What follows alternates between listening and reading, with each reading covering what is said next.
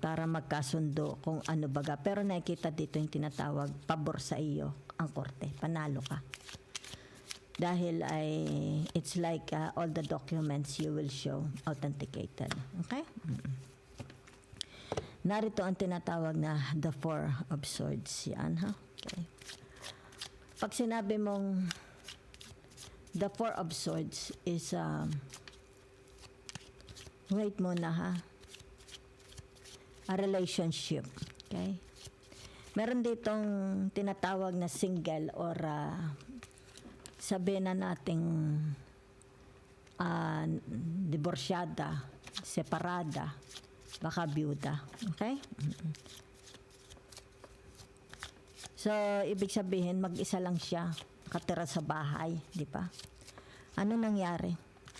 Wala siya asawa, ha? Okay. Maaaring byuda ito. Okay? So, narito ang tinatawag na the Seven of Swords. Yan, ha? So, ibig sabihin ng the Seven of Swords ay yung tinatawag. Mag-iingat po, ha? Meron ditong magnanakaw. Yan, ha? Mandarambong. Yan, ha? Okay. So, yan, no? Kita ninyo. It's like in the middle of the night, ha? Be very, very careful. Yan. Magnanakaw. Pwede rin ito yung tinatawag, dadayain ka kay mandaraya. Pare ko, may kaso na itong taong ito. May kaso itong taong ito, okay? Kung ito man ay may ginawa sa inyo, hindi lang ikaw, kaya ang nagreklamo, marami. Okay? Yan. So, narito ang tinatawag na the king of wands. Yan, ha? So, ibig sabihin nito, yung tinatawag na, okay. But ito yung nakaupo. Authority. People with authority. Okay? Yan. Sandali. Maaring may summon o subpoena. Haharap. Okay? Haharap sa tinatawag na people with authority. Sandali lang, ha? Confirm ko lang. Yan, ha? So, ibig sabihin ito yung tinatawag the Knight of Swords. Okay? To the King of Wands. Merong, it's like a pag-uusap, pagharap-harap. Okay? Yan. Maaari ito sa batas, kaya harap. Okay? Yan. Invitation. There is an invitation. Okay? Yan, ha? Harap-harap. Magharap. Maaring sabihin na nating haharap sila sa husgado, sa pulis, sa barangay. Okay? Pag-aayos. Okay. So, sandali lang at nag-reverse itong tinatawag na the Page of Cups. Okay? Losses. Mayroong losses. Okay? Ibig sabihin nito makakaranas ng losses. Okay? Magkakaroon ng losses. Either ikaw or sila. Kung sino itong inyong kaanuhan. It's like ito'y magdemandahan, di ba? Or both of you will experience losses. Okay? So, narito ang tinatawag na the King of Pentacles. Di ba? So, ito yung tinatawag, it's about decision.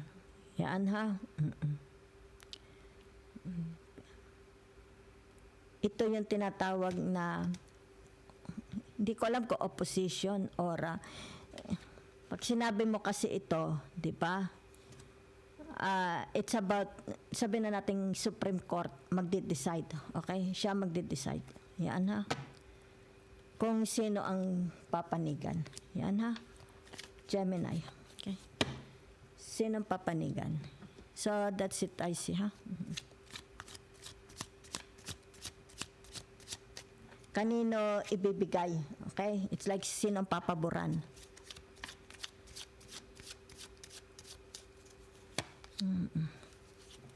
The Two of Pentacles. Yan. Magkakaroon dito ng tinatawag pag-aayos, di ba? Yan.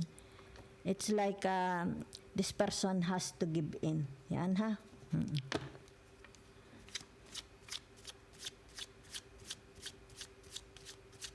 It's like, alam mo ba yung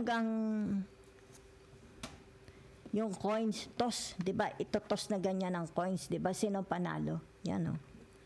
Di ba? Kasi dito para matapos na ito, di ba? Yan. Kumbaga dito yung tinatawag pag-aharapin, so magtotos ng coins, di ba? It's like, oh, talo ka, ikaw magbayad, di ba?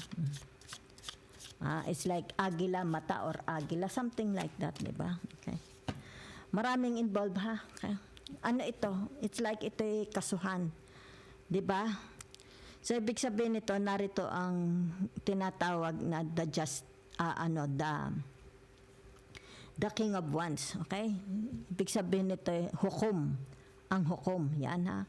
Kasi meron ditong losses, di ba? Maybe both parties, pareho silang naka-experience ng losses, okay? So either ito an invitation or a subpoena, okay? Yan. I-grant yan.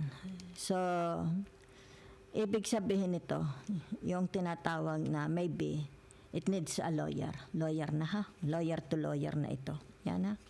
Kasi puro ano ito, people with authority. Diba? Yan. People with authority. So, kaya lumabas ang tinatawag na the Two of Pentacles. Diba? Ibig sabihin nito, sino ang mas matibay? Diba? Sino ang igagrant? Saan papabor? Okay? Yan. Dahil meron ditong tinatawag na nakawan, di ba? Yan. So, ibig sabihin, nagkaroon ng loss ang tao na ito. Since narito ang tinatawag na the energy, okay? Because this person is praying hard, okay? Yan. So, ibig sabihin nito, papabor sa inyo ang tinatawag na the court. Yan, ha? So, it's their loss. Magbabayad, di ba? Yan, oh. Di ba? It's like magtotos. Kumbaga dito, swertehan na lang kung kanino, di ba? Maaring sabihin natin kaninong judge papasok ang kaso na to. Sinong hahawak, di ba? Para magsimula ang tinatawag hearing, di ba? Kasi magkakaririnig na, di ba? Yan. Kumbaga dito presence ang mga judges, ang judge, ang mga sabihin natin psychologists, psychiatrists, the lawyers, di ba? Kasi meron dito, yan na, losses and meron ditong gahaman. It's like nakawan, di ba? Maaring sabihin natin sa construction ng bahay, di ba?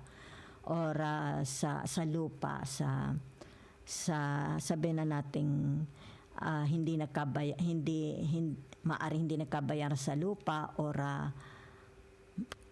sabihin na nating baka meron ditong nameke ng lupa or bahay. Halimbawa sabihin natin nagpagawa ka ng bahay pero very very unsatisfaction, di ba? Kaya dito tinatawag na ito is papasok sa mataas na korte. Okay? Para magkaroon ng justice, ha? Kaya dito kita ninyo. Yan, ha? So, ang nakikita ko dito, papanig. Sa inyo papanig. Pak, parak, pak, pak, pak. Yan, ha? Sa inyo papanig, mananalo ka. So, ibig sabihin nito, yung tinatawag control your emotion. Don't be carried away by your emotions, ha?